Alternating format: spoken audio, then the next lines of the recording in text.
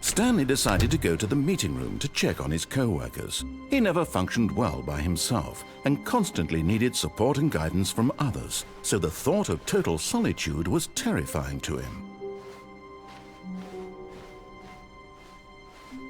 When Stanley came to a set of 2 open doors, he entered the door on his left.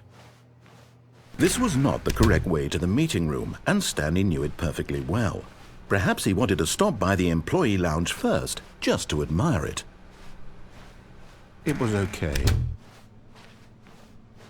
But eager to get back to business, Stanley took the first open door on his left. Stanley was so bad at following directions, it's incredible he wasn't fired years ago. Look, Stanley, I think perhaps we've gotten off on the wrong foot here. I'm not your enemy, really, I'm not. I realize that investing your trust in someone else can be difficult, but the fact is that the story has been about nothing but you all this time. There's someone you've been neglecting, Stanley. Someone you've forgotten about. Please, stop trying to make every decision by yourself. Now, I'm not asking for me, I'm asking for her. This is it, Stanley. Your chance to redeem yourself, to put your work aside, to let her back into your life. She's been waiting.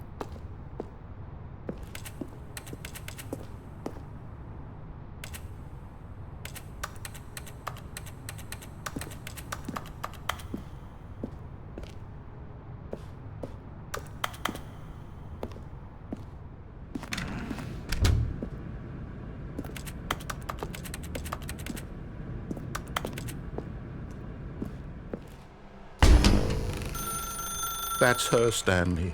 You need to be the one to do this, to reach out to her. If you can truly place your faith in another...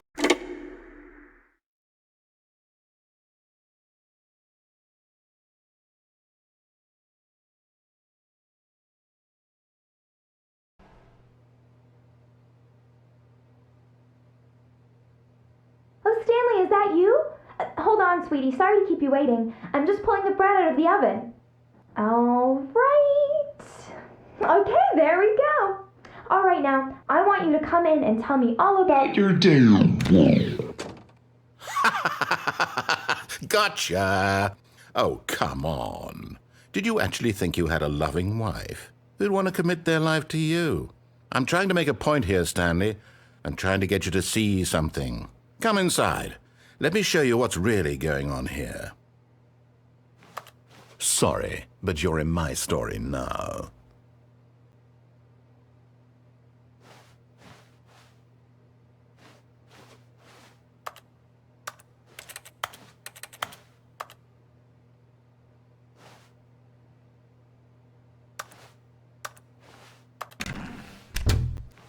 This is a very sad story about the death of a man named Stanley.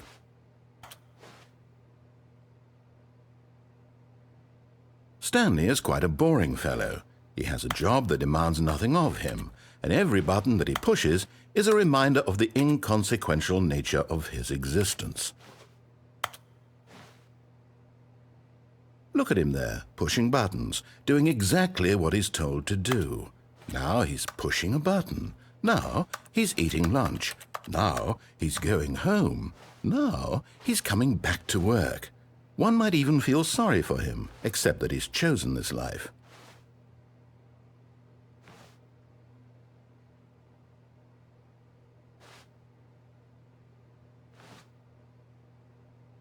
But in his mind, he can go on fantastic adventures. From behind his desk, Stanley dreamed of wild expeditions into the unknown, fantastic discoveries of new lands.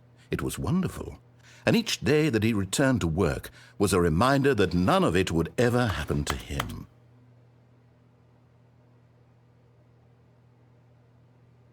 And so he began to fantasize about his own job. First, he imagined that one day while at work, he stepped up from his desk to realize that all of his co-workers, his boss, everyone in the building had suddenly vanished off the face of the earth. The thought excited him terribly. So he went further.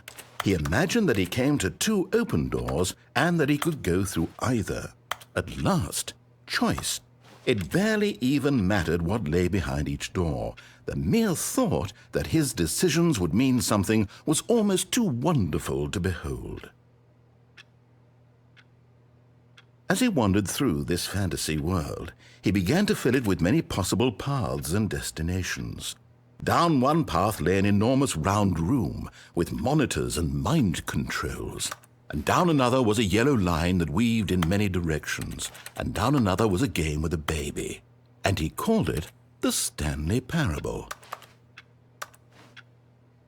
It was such a wonderful fantasy, and so in his head he relived it again, and then again, and again, over and over, wishing beyond hope that it would never end, that he might always feel this free. Surely there's an answer down some new path, mustn't there be? Perhaps if he played just one more time. But there is no answer. How could there possibly be? In reality, all he's doing is pushing the same buttons he always has. Nothing has changed. The longer he spends here, the more invested he gets, the more he forgets which life is the real one. And I'm trying to tell him this, that in this world he can never be anything but an observer, that as long as he remains here, he's slowly killing himself. But he won't listen to me.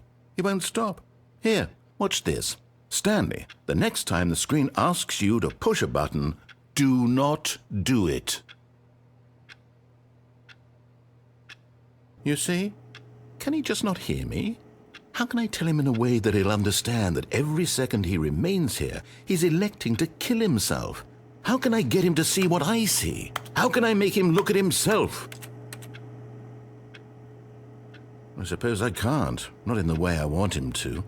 But I don't make the rules. I simply play to my intended purpose, the same as Stanley. We're not so different, I suppose. I'll try once more to convey all this to him. I'm compelled to. I must. Perhaps, well, maybe this time he'll see. Maybe this time. And I tried again, and Stanley pushed a button. And I tried again, and Stanley pushed a button. And I tried